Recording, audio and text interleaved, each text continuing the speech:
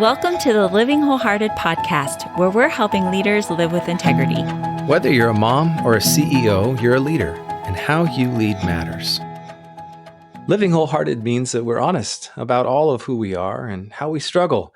We're in the middle of a series on sexual wholeness, and we have a special guest with us today. Dr. Sheri Keffer is the author of Intimate Deception, Healing the Wounds of Sexual Betrayal. And for 20 years, she's been working as doctor of marriage and family therapy in Newport Beach, California. Dr. Keffer is also the regular co-host of the nationally syndicated radio talk show, New Life Live. Jeff and I have spent 20 years working with helping leaders live with integrity, and sexual addiction and sexual betrayal have just really been at the core of the work we've been doing. And Dr. Sheri Keffer brings an integrated approach to betrayal recovery with her trauma, her neurobiology, and her spiritual formation integration in this profound work, and so important today. We're so grateful to have her on the podcast. Thank you, Sheri. It's great to be with you too. Well, Sheri, we love to hear more about our guests and where they're at in life. Tell us a little bit more about you and what you're up to these days. Yeah, well, you know what's so funny? If you would have told me, Tara and Jeff, that I would be on with you today and we would be talking about the betrayal that happened to me in my marriage that I loved and fought for, I would have told you, no, I don't think I'm going to be telling anybody that, because of the tremendous amount of shame that is attached to what happens to us as betrayed partners. But what is so amazing about God is He truly does restore. And even though in my case, my marriage was a casualty, my life, because of His goodness, has been anything but that. And He has just redeemed, like made fish and loaves of the ache in my heart and the pain and all of that. And so right now, today, I am a part of helping betrayed partners heal. And every single betrayed partner I talk to, I feel like I'm reaching through the airwaves or through that workshop I'm speaking at or through the Facebook Live, and I'm reaching in to pull her husband, her spouse, her boyfriend, her son, whoever is struggling with sexual acting out. It's like I'm trying to pull them out of the mud with her and for her. And so it's an honor to be here with you guys today. I do have some Facebook Lives that I'm doing right now, which is very exciting. They're free. And I also have my website is braveone.com. It's BRAVEONE.com. And I have a Brave One community that is for betrayed partners. We have a private Facebook so that I can get up close and personal with them and help them heal and work with them in light of what their family needs. So it's truly the redemption of God. And I'm grateful to be here with you guys today. We're grateful. We're grateful for the work you're doing and the extent of your reach. I actually heard you for the first time at a conference all the way in Nashville. We're both from the West Coast. We're in Oregon, you're in California. And I was in Nashville at the American Association for Christian Counselors, and we were both speaking there. But I snuck into your breakout and I thought, oh, wow, this is powerful, the work that you're doing. And we've been utilizing your work in intimate deception, and all the things that you're doing are really helping even our audience. We know that the work that we do, Sheri, stems from our own stories, and you mentioned that a little bit. Tell us more. What about your own journey has brought you to do this work with so many? Yeah. Well, let me give you and Jeff a little shout out. I've got to tell you, you have a very special place in my heart because you work with leaders that are dealing with these issues, right? And I was married to one of those leaders. I was married to a pastor who was struggling with pornography, and which eventually led to affairs and prostitutes and all of that.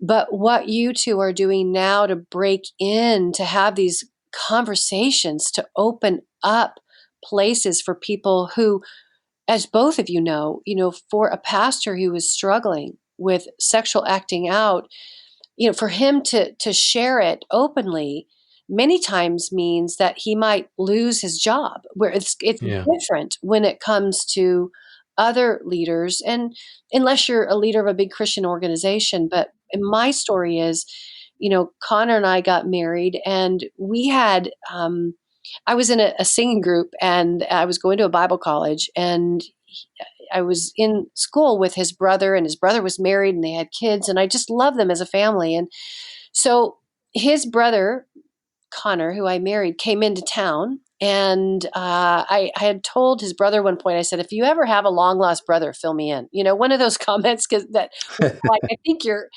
all that in a bag of chips, and it would be so cool to Mhm. meet, a family member if you knew him. But so Connor and I dated from that moment on, for a year.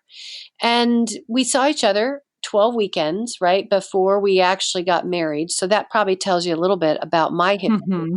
Mhm. I consider myself trauma squared. I had some trauma in my family of origin, and I also had trauma in my sexual betrayal with Connor. And so I had some intimacy issues that I wasn't even aware of, because when I met him, he was working as a pastor, and I was enamored with him and captivated by him. And so what I didn't realize is that this whole sexual struggle was happening underneath the surface of the ground. And I knew about one thing. He had called a 900 number, and in that day, and it's a sex line, right? It's a sex chat line. And I was naive enough to think that those numbers were just like a recorded message. But I didn't know until we were in treatment that it was a real person. But when he told me that, I was heartbroken, shocked, confused. I didn't know what he was talking about. I was very naive. But within a couple of days, I forgave him, Mhm. and then moved forward. And now I look back at it, and I didn't ask any more questions. And I think I looked at myself and went, well, who am I? I'm not perfect. But I spiritualized it that day, and I didn't go any deeper. And so that led us into a marriage with years of sexual acting out. And um, regardless of the treatment, we were 4 years in therapy. And regardless of the treatment we had, Connor's sexual acting out went more underground. And so our, marriage has ended.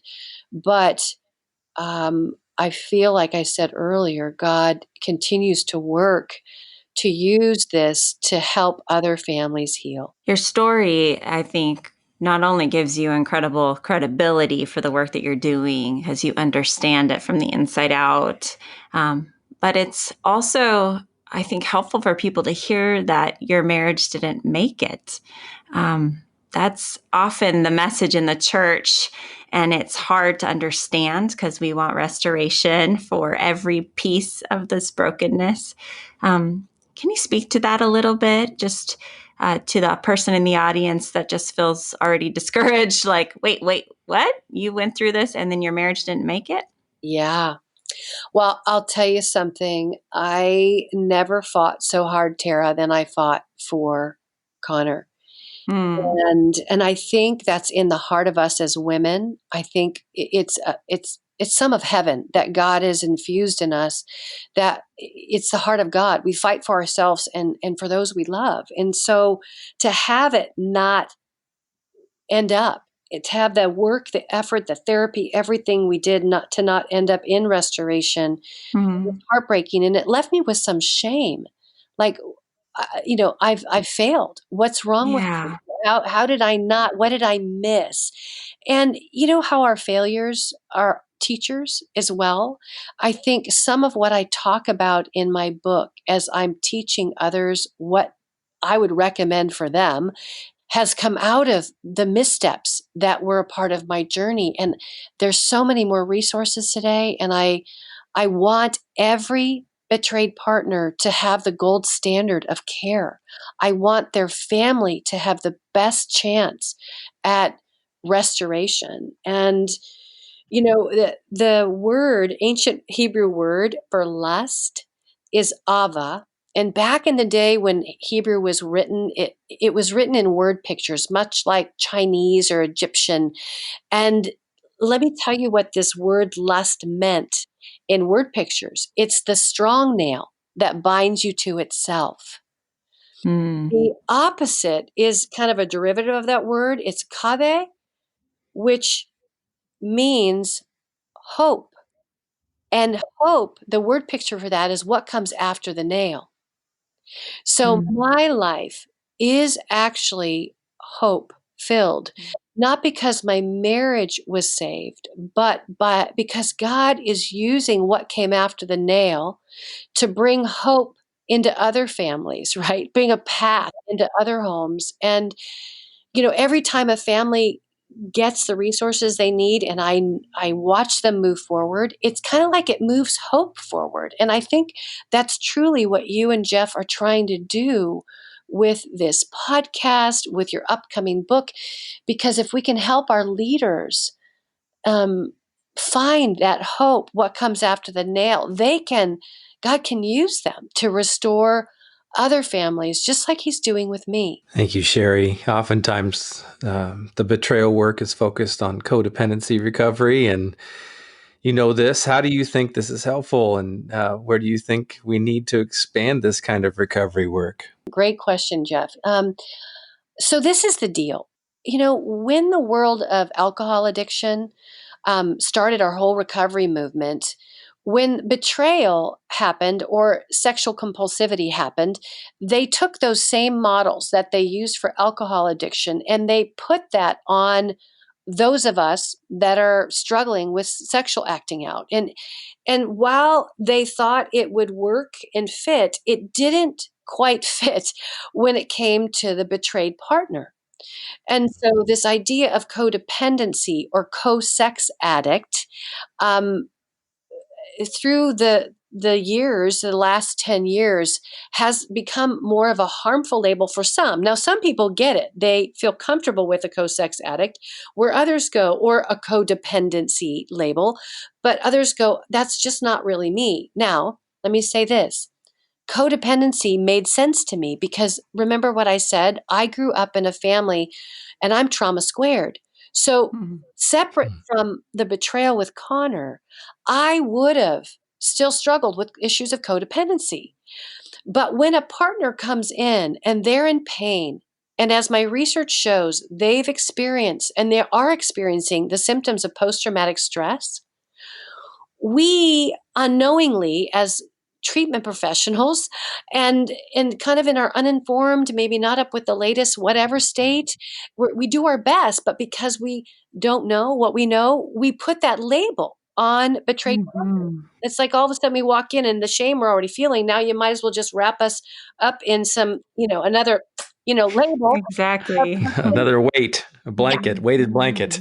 Exactly. And so what I tell people, and I share this with you, I treat the trauma first. I see them as a person who most likely is experiencing symptoms of post traumatic stress. So it's not that there's something wrong with us. It's something that wrong happened to us. And then once I get that partner into a place of safety, and once we go through the therapeutic full disclosure and they're in truth and there's some recovery, and they've got some time and there's stability back in that relationship, then I might be looking at some patterns of codependency, right? Because codependency, what is it? It's untreated trauma. And so it might be that there's trauma underneath the betrayal trauma, but I don't start with that first. I really try to treat their pain and from the impact of the betrayal. I just love that, Sheri, because again, as a provider who's been working in this field also for 15 years, it's just been so difficult to help people understand the trauma side of this. And so you've really brought, with your research and your book, just some clarity as you've integrated. So talk a little bit more for the listener who's maybe in this place or has a friend or someone who's mentoring someone. Talk about what the most common needs are for that person recovering from betrayal. What are those core wounds? Yeah, appreciate that. I think the core wounds are not being validated, not being believed, not being heard for the pain that they're experiencing right there at ground zero. And, Tara and you and I both know this from, being therapists. So imagine this. Okay, imagine this. And Jeff, you could imagine this from, I'm sure you climbed a tree once in your life, but imagine you Mhm. grew up and you were climbing a tree and you fell out and you broke your arm and there it is dangling, right? Mhm. And as a kid that happened to you, right? You broke your arm. So now let's fast forward your life. You've gotten betrayed, and as a partner, you go in to get some help to a treatment professional. Now, the professional doesn't know everything about you, but you walk in the door, and the professional can see that your arm is hanging. This tendon is hanging from your arm, and so the professional looks at you and says, "Wow, I can see that you're in a lot of pain. So, why don't we talk about the time that you fell out of the tree when you were 8 years old?" Now, that completely misses the current experience of that betrayed partner who came into the ER room for the hurt that he or she is experiencing from the sexual acting out, from the deception, from the lies. It's kind of like as therapists, we're trained to go back. So those wounds, you ask about the core wounds. One of the first one is I wasn't seen. The very professional I Mm. went in to get help missed me. And then the other thing that I would talk about that happens so often is shame. Shame is the culprit of all chaos. And so shame beliefs get wired in by our brain in an effort to protect us. The brain is trying to keep you safe at any cost. And so it wires in these negative beliefs about ourselves. And this negative belief sounds something like, I'm not enough. I can't trust anyone. I'm not in control. I'm helpless. I'm powerless. And it's like bad Velcro, right? It sticks to us. And so betrayed partners begin to feel like they're at fault or they're not good enough. They're not pretty enough. Their body isn't right. I should have done something. Mm. All these lies are really shame's way of trying to keep us safe. And if people don't understand that, they can begin to believe these shame beliefs are true about who they are. And I am passionate about helping people get that figured out. And in my book, I go over and teach things called a 180-degree turnaround, which is how I can take that shame belief, that lie, as I call them, those nagging neggies, and turn it around so that you can actually get your truth and sanity back. So good. Before we continue, I really wanted to connect the dots between something you just shared and what you shared in the very beginning. One of those shame statements, which sounds so godly and biblical, is, I should forgive him. Why Mm. can't I forgive him? Speak to that a minute. Or her. Or her. We'll just, Yeah. yes. So, it's really interesting. So sometimes I think we bounce into forgiveness. And I say bounce into it for a very good reason. It's like we don't want to feel the pain. We don't want to acknowledge what's could be going on. We don't want to have to deal with the hurt if I really stare this ugly thing that just happened to me in the face. So I feel the need, right, unconsciously to move quickly to forgiveness when there's more that needs to be unpacked. And so I call that cheap forgiveness, right? It's we haven't really dug into that, the shame and the wounds, and gotten clear answers about what's going on. And so if we do that, then actually a lot of times, and in our case, this happened. The sexual acting out, because I did kind of that quick forgiveness, it kept growing. It was like cancer Mm-hmm. and things didn't Mm-hmm. stop. And so I think sometimes in the church, we've heard the messages, we need to forgive. And so when somebody does something wrong, we hear that in our head or somebody maybe even tells us that. We go to a pastor recently. Oh my goodness. Recently I was talking to someone on New Life Radio, and it was a woman that called in, and she went in to speak to a pastor. And this reflected so much of my experience too, and shared what was going on in their marriage. And the pastor, bless his heart, this is what he's been trained in, these concepts. But he said, well, I really think you need to forgive him and he needs to love you more. Well, that's what I was told with Connor. And it felt like a broken record. I kept hearing that in Yeah. church and from Mm-hmm. treatment professionals and people I trusted. And so because we kind of just he was having a hard time stopping. They said, you just need to stop and love her more. But it problem wasn't love. The problem was that he was hooked, right? He was hooked to the porn. He was hooked to the acting out.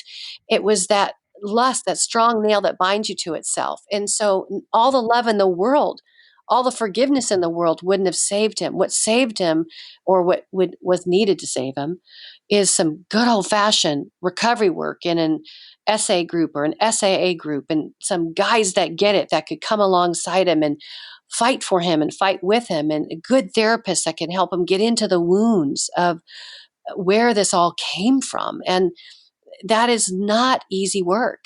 And Mm. forgiveness becomes,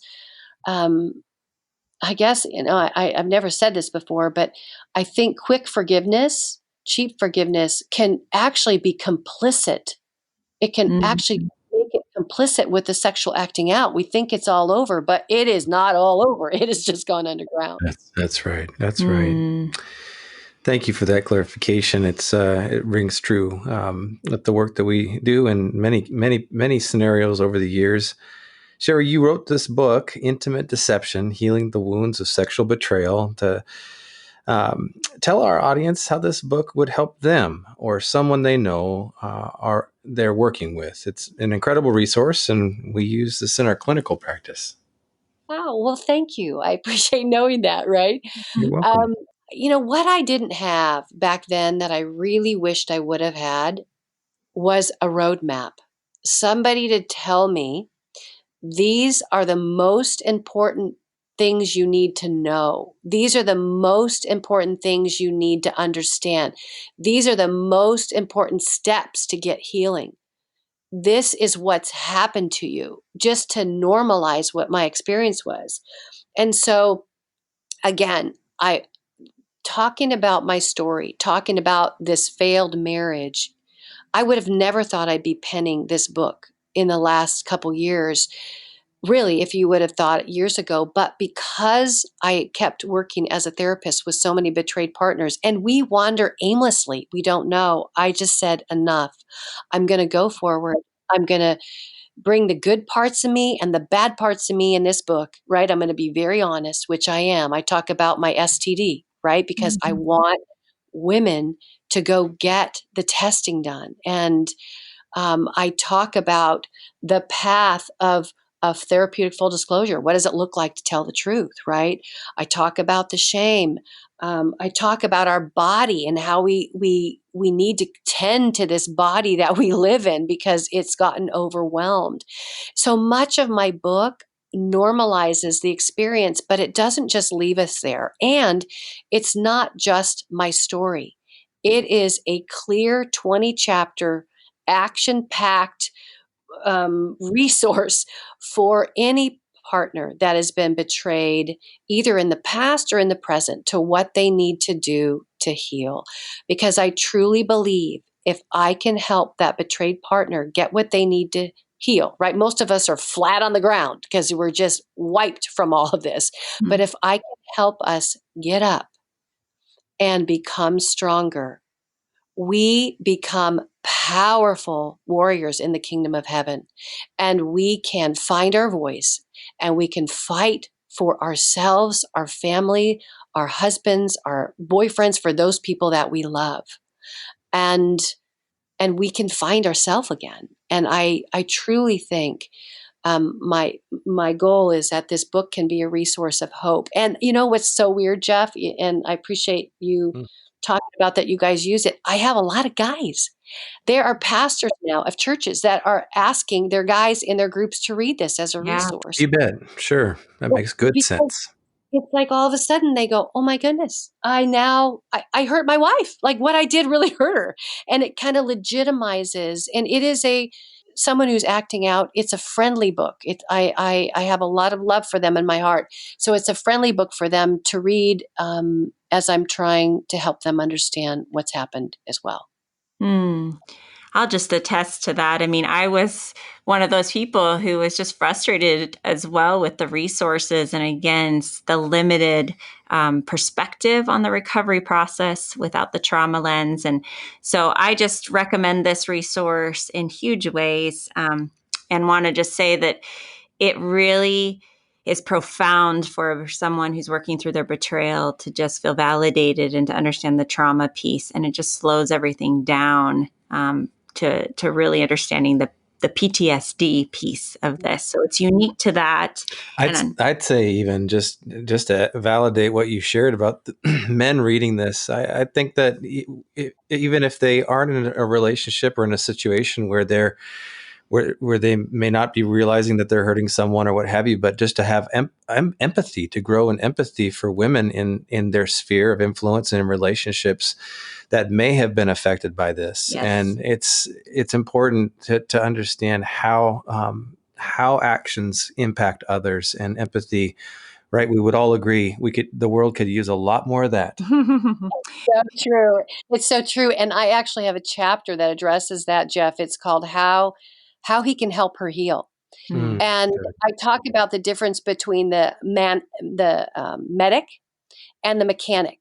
Like the mechanic is the guy that comes in and wants to try to fix her and, just get her over it and tell her to stop. And that was, last week, and I'm different this week or last year, or whatever. And it's that fixing way of trying to get over the hurt that they feel for over what they've done. Right. So they're looking for the best path. But then there's the mechanic. The medic. And he's the guy that realizes, oh, yeah, I'm the one that threw the grenade into the foxhole. I blew this thing up, right?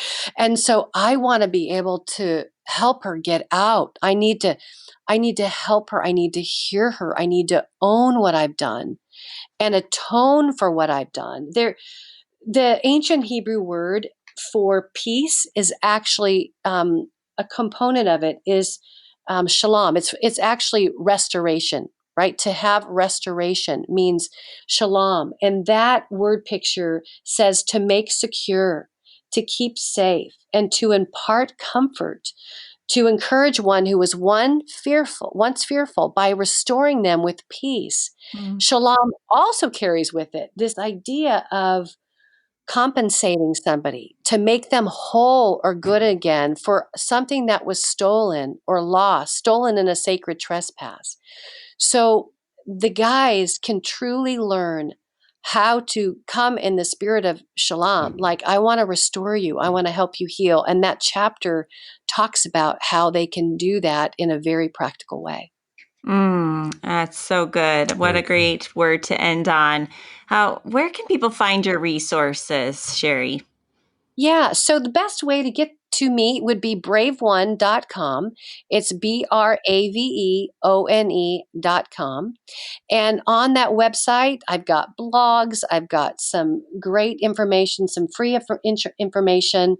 I also got places you can take a peek at my book. I have something called God Sightings, because God, in his love and mercy, has shown up in powerful ways at the conferences that I've been able to be at. And so it tells you a little bit of stories about that. And I have a whole chapter about that in my book. The thing that I want to share with you guys right now, again, what I brought up in the beginning, is my Facebook Lives that are free, that are out there to give you some great information. And then the Brave One community, which is brand new, and it's for betrayed partners, so they can get closer to me, folks that needed help but were out of the country or out of the state, and I just couldn't give them the attention that I felt like they needed. Now the Brave One community is a place where they can get the goods and get the encouragement and bring their hearts, ask their questions, and I meet with them every week. So check it out. And I'd love to be able to be there to help you. If you're listening right now, I'd love you to know there's a place with someone who gets it, who really wants to help you heal, and who wants to fight for your family as well. That's fantastic. I'm so grateful for this resource. And I'm just also grateful because Sheri is one of our amazing experts and speakers for the Encourage Gathering this summer. So make sure you register to get access to her resource or her breakout at theencouragegathering.com. Well, getting to the roots is vital in all of our stories, and we hope that this series on sexual wholeness is helping you lean towards grace and finding hope. Our book is on pre-order anywhere you buy books, Shrinking the Integrity Gap Between What Leaders Preach and Live. we're talking about that today. And we'd be honored to have you help us with pre-orders, as those make a huge impact on who hears about the resource. And don't forget to leave a review for this podcast, because the more great reviews we have, the more people will hear the goodness of God's love and his heart for us, even in the mess. So next time, Jeff and I will be wrapping up this series as we discuss some of the most common questions we hear in our offices around sexual brokenness and healing. And we've just been so grateful for you and your desire to join the movement to shrink your own integrity gap. Thank you for joining us in being a leader committed to shrinking the integrity gap between the values we espouse and the values we actually live out in practice.